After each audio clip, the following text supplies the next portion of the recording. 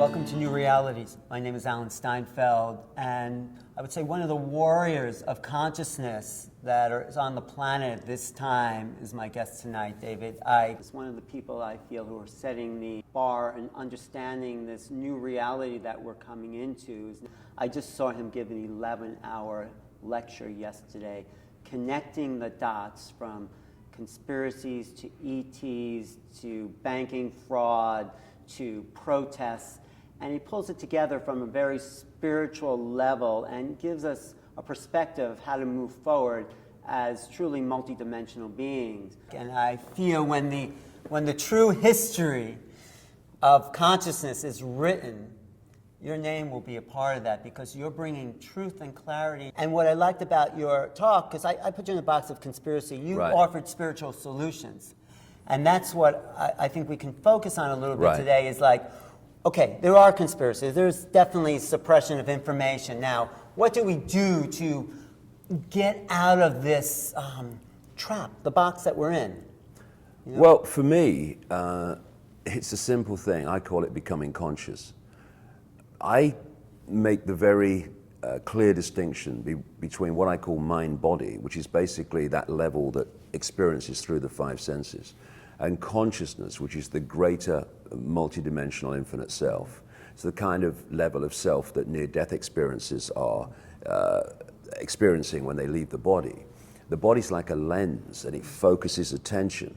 But if you have mind-body to interact with this reality that's in this world, if you like, but your whole point of perception is not totally of this world because you're being influenced by higher levels of awareness, which are giving you an intuitive and greater picture of self and world events, then you have the best of both. You have the ability to interact with this world, but you've also got the bigger picture coming through intuitively and all the rest of it. If you get isolated only in mind-body, as I call it, only in the five senses, so basically there's nothing that you are influenced by except what your senses are receiving in terms of information, then you are operating on a tiny, tiny fraction of your infinite possibility. And when you are disconnected from an influence of your real consciousness, then there's one place to look to get a fix on who you are, where you are, and world events, and that's this way. And if that information flow through the education system, as we bravely call it, and through the mainstream media, etc., is your only source of getting a fix on you and the self in the world, then you're going to get a distorted, limited picture of yourself and world events, because the cabal that I've been exposing for the best part of 2 decades, in fact more than that, control the flow of information. They dictate what is taught in the schools and universities. They dictate what comes through the mainstream media, and therefore the whole kind of foundation of human control is disconnect them from an influence of consciousness, isolate their attention in the five senses, and then program that isolated level with a version of self in the world that suits your agenda for global control. Right, so that in a way is, I feel, the biggest conspiracy, the fact that we are these multidimensional beings aware of these senses, and then we're told to focus just on this and ignore the intuition that comes to us, and if we don't ignore it, then we're crazy. And society labels us insane and puts us away. It's a simple thing, Alan. If you want to manipulate and suppress and enslave billions of people, you cannot have them in expanded conscious awareness, because you can't do it. They'd see through it immediately, and consciousness in its true sense would never stand for being enslaved. So you have to put them in a tiny bubble of reality that sees themselves as little me, I have no power, etc., etc. And that's what they've done, and it's done systematically. Simple thing, you see, when I got into this, Alan, I was a journalist and I was a television presenter with the BBC. And then I had some amazing, what you might call spiritual experiences, paranormal experiences. They're not paranormal, but they are from the normal view of the world. And I started to realize that there were other explanations for life, the universe, everything. And they were compelling explanations. And my question, being a journalist, was, why aren't these taught in the schools? Why don't we see this in the media? What's going on? And that made me realize there was a conspiracy to suppress this information and emphasize two polarities, which should actually be one, but two polarities in the way that they are expressed in our society. One is religion, and the other one is science. And we see religion and science as opposite sides, when true spirituality and true science are actually the same thing. Exactly. But they pull them into a polarity. Now, here's a simple question that I ask myself. I've traveled the world a lot, I see them. We have thousands and thousands of television channels all over the world, endless thousands and thousands of newspapers and radio stations. Apart from those that specialize in it because they're presented by people who are interested in the information, how many times do you ever see anywhere in the world television documentaries asking anything about the nature of reality? You don't see them. Well, that's why I call this show New Realities. And of course, the inquisition of religion has blocked people from this expanded view. But what's happening now, they put 7 million people in a box, but like you've said and other people on the show, there's a shift in vibration where the box is ripping at the seams and they can no longer contain the consciousness that you've experienced firsthand. Well, what happened to me, Alan, is that in 1990, I went to see a psychic because for the previous year, when I was in a room alone, I was a journalist and I was a national spokesman with the British Green Party, but when I was in a room alone, it felt like I wasn't alone. And by March 1990, this has become so tangible that, long story, I went to see this psychic. And this stuff started coming through. I'm presenting the sport and the news to the BBC, and this psychic suddenly telling me that I'm going out on a world stage to reveal great secrets and all the rest of it. But one of the key things that I was told right back at the start was that there was through this psychic, there was a vibrational change coming, i.e. an information change, a consciousness change, that was going to act like a spiritual alarm clock. It was going to wake people up from what it described as their amnesia, their coma. Because basically humanity collectively is in a hypnotic state. And when you heard that, did you think it was, crazy, that's ridiculous? Well, I'm the kind of person, Alan, that never dismisses anything, but never takes anything on face value either. And therefore, what I do is I put it on the back burner, as I call it, and I'll see what happens. But you'll have felt it, so many people watching this program will have felt it, that you hear something, and this might go, but this goes, yes, yes, yes. And something like that was going. I thought, I've got to go with this. And not only did I go with it, I left the BBC. I went out on this a journey on the basis of, yes, I feel to go with this. And at the time, obviously, there was no evidence that this awakening was happening. There was certainly no evidence that something else that came through the psychic at that time was that this energetic change, which I call the truth vibrations, was going to bring to the surface all that had been hidden from humanity. There's no evidence of that at all. But 2 decades later, when I look at this period, it's unbelievable what's happening now. People are waking up, and literally, what do we say? People say, I woke up. Yes, from the trance that we've been held in. When you look at a hypnotist stage show, and I went to many researching one particular book, they are implanting what? Belief systems and implanting senses of reality into the brain mind, which then decodes reality to fit the implanted belief. Thus, they'll see someone naked in the audience or an elephant in the audience when they're not really there. And what do? You snap your fingers and they wake up, and suddenly you're not seeing the elephant in the audience anymore. And so when you wake up from the trance, the way that you perceive reality is transformed. And people go, why couldn't I see it before? It's so obvious, because you were in the trance before. And so what we are looking at is this mass sleeping beauty, waking up, called humanity, from the spell that has been cast upon us. Because the vibration we're moving to can no longer support what your thesis is that there's a government, and then there's the shadow government that controls the government, and then behind the shadow government are the suits, and then behind them is the alien reptilian consciousness that feeds off the dramas of the human civilization. It feeds off low vibrational human emotion, which is why society is structured to produce maximum low vibrational human emotion. But as I keep emphasizing, this is why I use the word spiritual. I never talk about the conspiracy without talking about the spiritual and the nature of reality, because they are fundamentally connected.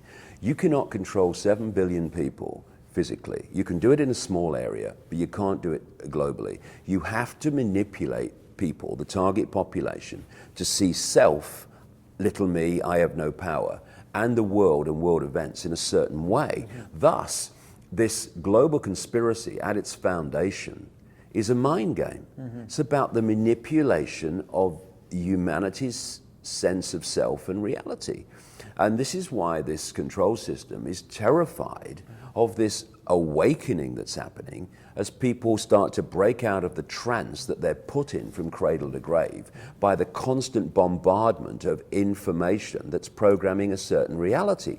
This is why the suppression of real science and the funding of mainstream science is directed to make sure that mainstream science, which of course dominates the media version of science and reality, never actually connects the dots so that we see that everything is one, so we see that we are actually infinite consciousness having an experience rather than being the experience. The self-identity with the experience, like I am David Icke or I am Ethel Jones that works down the store, that self-identity will always pull you into a sense of I can't, limitation, little me. Whereas when we then realize, which is what science is funded and structured to suppress, when we realize that actually we are consciousness having the experience, we're not actually the experience, then suddenly your sense of self moves from little me to infinite me, and therefore your ability to be manipulated becomes dramatically less. But what do these, let's call them reptilian beings, really want? So they suppress humanity, they feed off their drama and the emotions, but what does that get them ultimately? What's the big picture even behind that level of reality? Their state of being, for many, many reasons, not least, their own attitudes and their own sense of reality, is resonating to what is low vibrational human emotion. All these things that come from the base foundation called fear. I mean, guilt, anxiety, regret, anger, frustration, depression, all these things. And so the more that they can get humanity to generate this energy by the way world events are manipulated, the more energy sustenance they have, because there seems to be a modus operandi with this group where they target a society and they create massive, because of their advanced technology, they create massive upheavals, geological upheavals, earthquakes, volcanoes, and tidal waves, all the things that the ancients talked about happening. And what that does is basically destroy the society that they're targeting.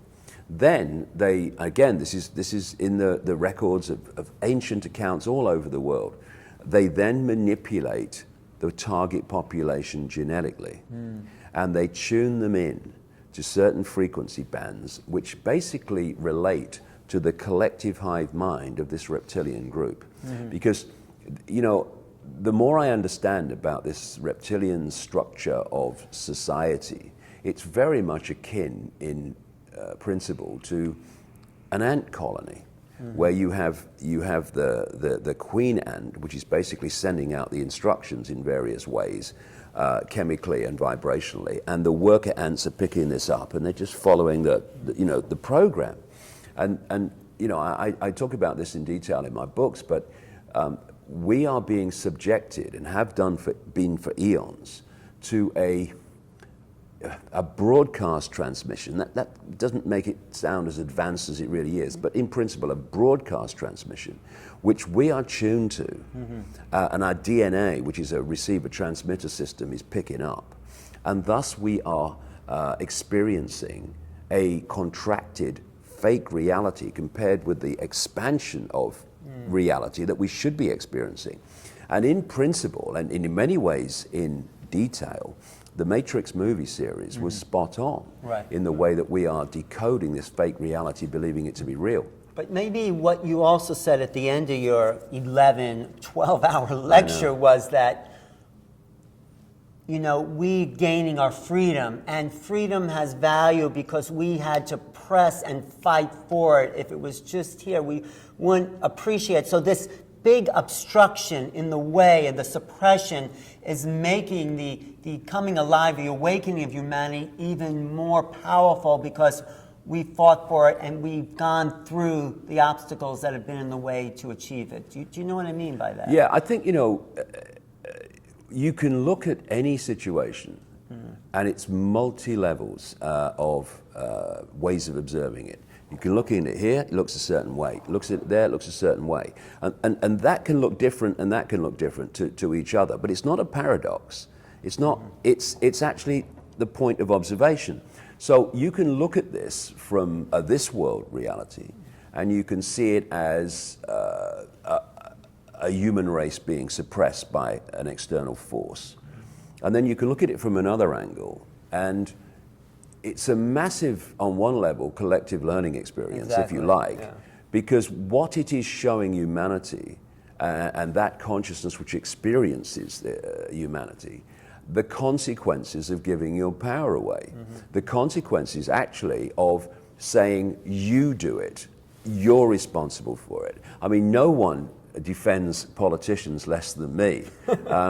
But, the act of what are they going to do about it, what are they going to do about it, instead of what am I going to do about it, is a process of giving your power away. If you don't want politicians to have power over your lives, then stop giving your power to them by saying, what are you going to do about it?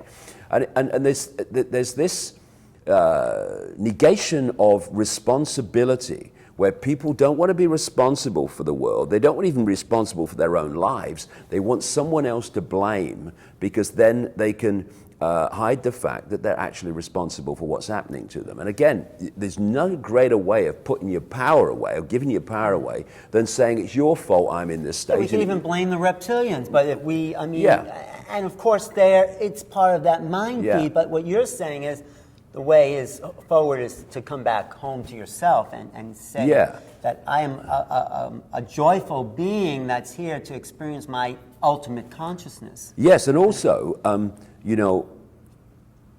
things are now getting really challenging and really difficult, and people are having very, very unpleasant experiences as a result of the world situation. But there's another, again, you can look at it like that, and that's accurate.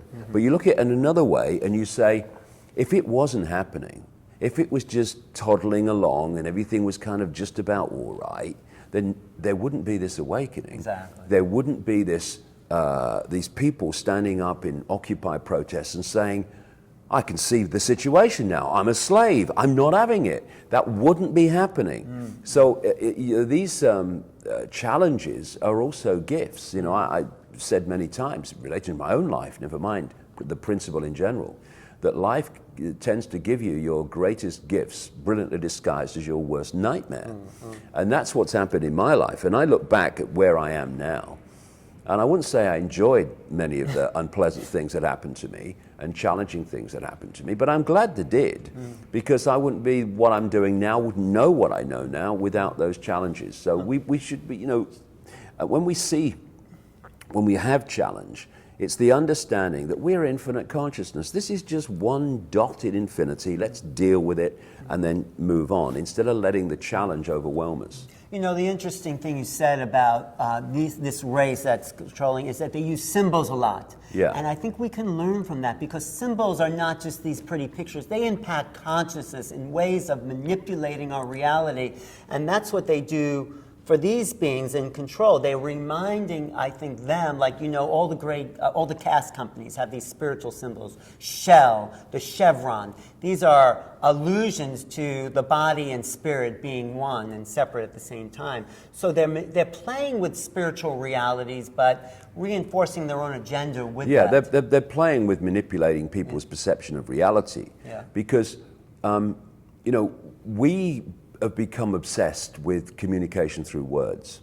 But, you know, what I say in my books and my talks is that this universe that we're experiencing has many levels, but they're all expressions of a base level, which is a vibrational information construct.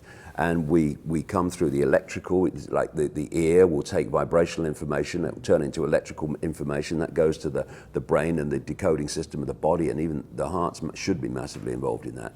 And it moves into digital and holographic reality, which is what this is.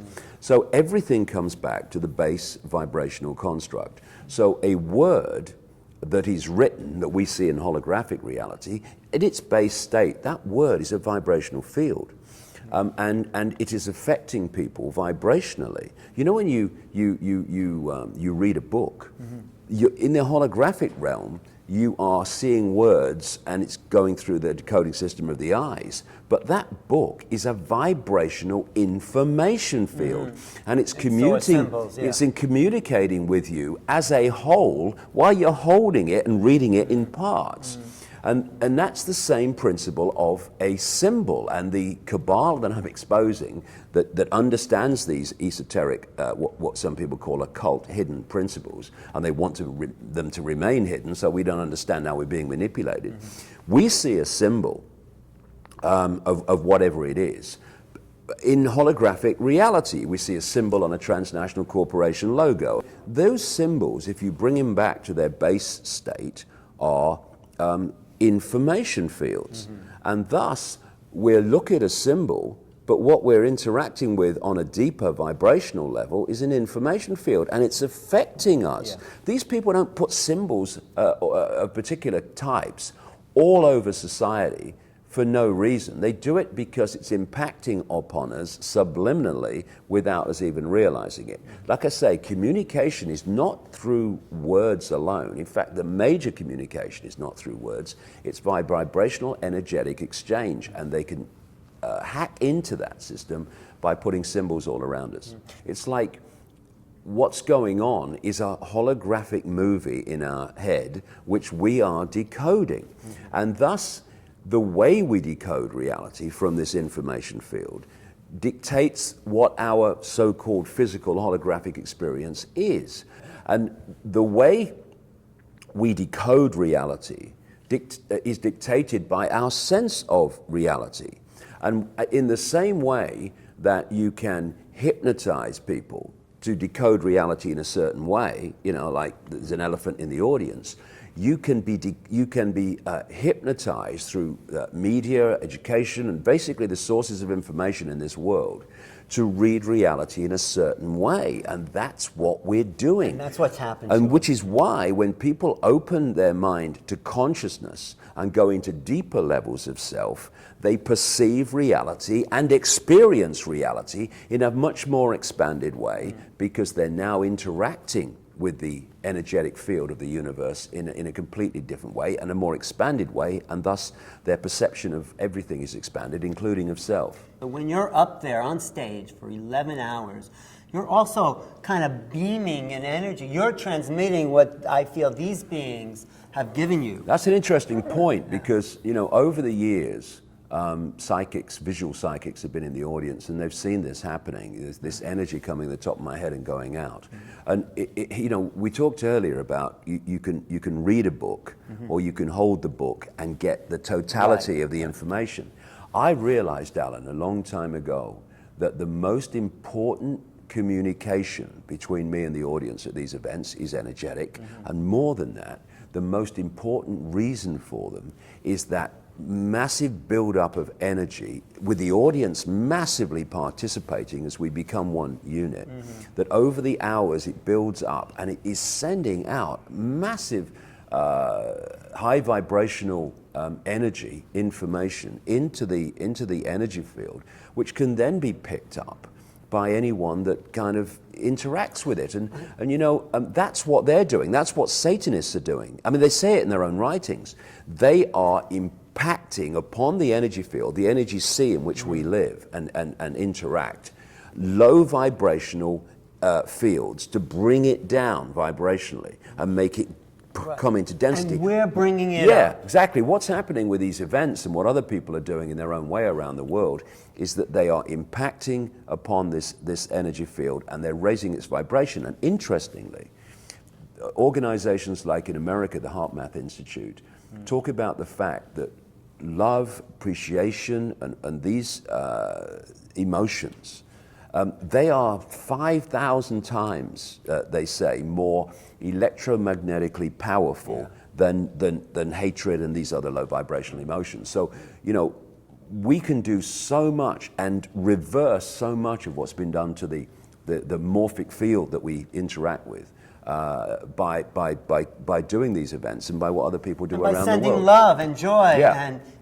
I mean, the thing is, you know, people are watching this program. Yeah. People listen to a radio station where someone's talking about this stuff.